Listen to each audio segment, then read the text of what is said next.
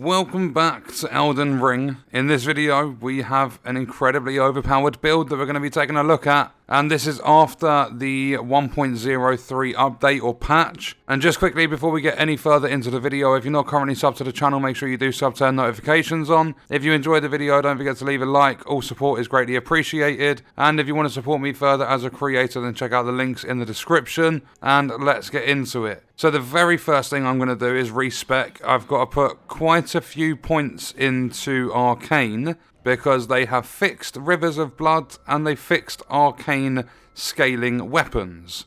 In terms of the Rivers of Blood itself, I've got it at +9. It's got a 72 blood loss build up. The physical and fire are 175, the crits 100. And then I'm also running a Seppuku Uchi-Katana +24. Which has got 230 physical, 108 blood loss build up. But then what I've done is I've put on the Filigreed crest, I've got Lord of Blood's exaltation on. I don't think I need to boost my equip load, but I don't really have a lot of good talismans at the moment. Then I've got Radagon's Soreseal, which is Vigor, Endurance, Strength and Dex +5. I need to figure out my Flask of Wondrous Physic. This silver tier mask boosts your arcane by 8. So in terms of the Rivers of Blood itself, its requirements are 12 strength, 18 dex, 20 arcane. The Uchi-Katana is 15 dex, 11 strength. I've put Seppuku on that. I've left the default, you can't change the Ash of War. So the skill is Corpse Piler. So what I'm going to do for this one is just explain where you need to go to get your hands on the stuff.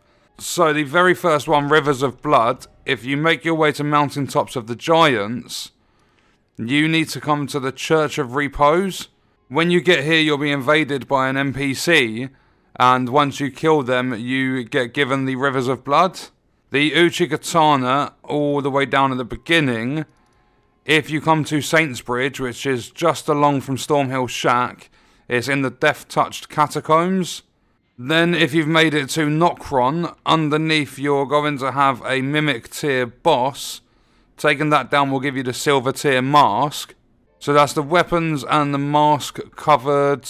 The Filigreed crest, you have to do a little bit of a quest. But then where you've got War Councillor EG, you can purchase it off him for 5k runes up at Road to the Manor. And I really like what they've done with the update. If you hover over a Site of Grace, it tells you if there's an NPC there. So like if we come to Rhea Lucaria Grand Library, it tells you Renala's there and Sorcerer Stellan. Then you've got these little merchant icons and stuff in the game now as well. So Finger Reader Crone. Then there's also going to be down here. There is a merchant there that's going to sell you a bow, which has been used by quite a lot of people for rune farms.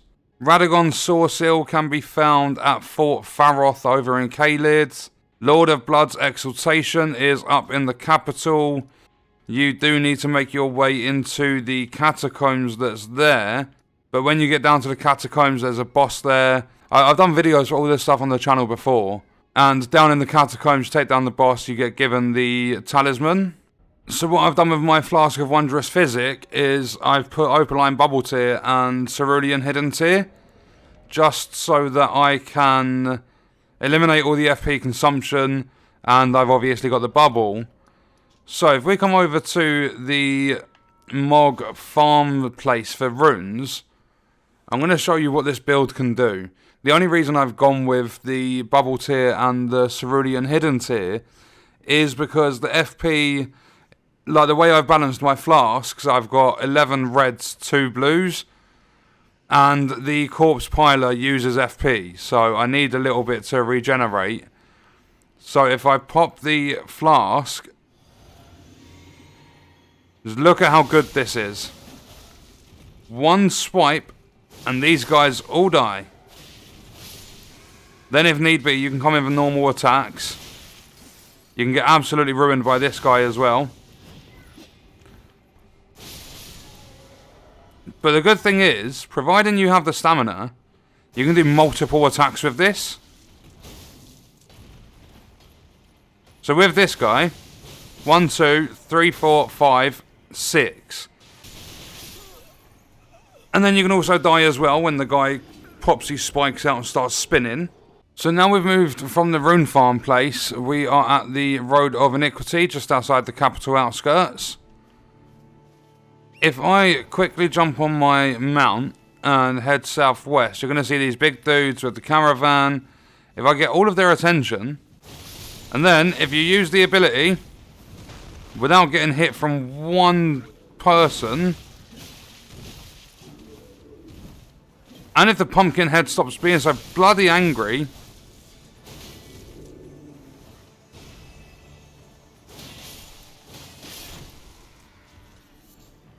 there we go. You can see just how quick, providing I still have the FP to actually cast this, or use the skill.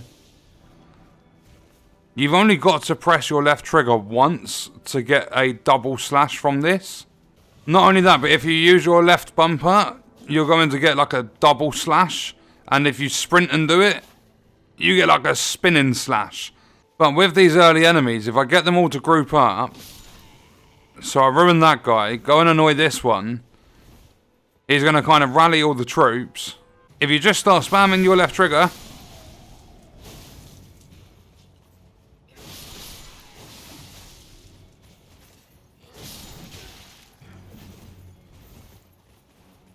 I'm probably going to have to rebalance my flasks. But you can see that it's got AoE as well as being really strong. It's just so powerful. It's amazing. I know a lot of people wanted to use Rivers of Blood, but it wasn't scaling properly and it just wasn't really viable, but now it is. And it's so much fun.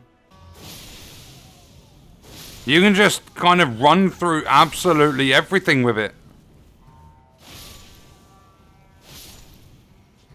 And not only that, if you run out of FP, you can still do the left trigger double slash.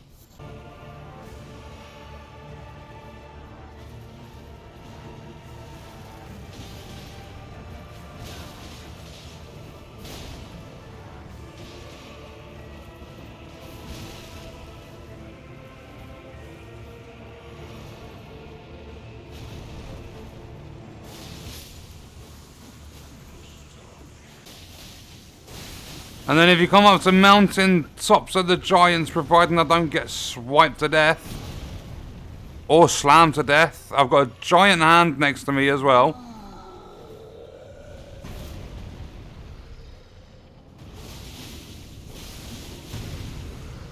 And then if you just absolutely melt everything. There we go. They might have got a couple of hits, but anyway, yeah, you can see against different enemies in the game, even up in mountaintops of the giants where they're a lot tougher. Yeah, this is it's a crazy katana to use. I am so glad they put some buffs and balances and fixes and stuff in the update, as well as nerfing quite a few things. It's definitely going to open up a lot of opportunities for different builds. I'm going to be taking a look at all the different spells and things like that. But for now, that's going to do it for this video. Let me know your thoughts and stuff in the comments, and I'll see you in the next one. I hope you guys enjoyed it.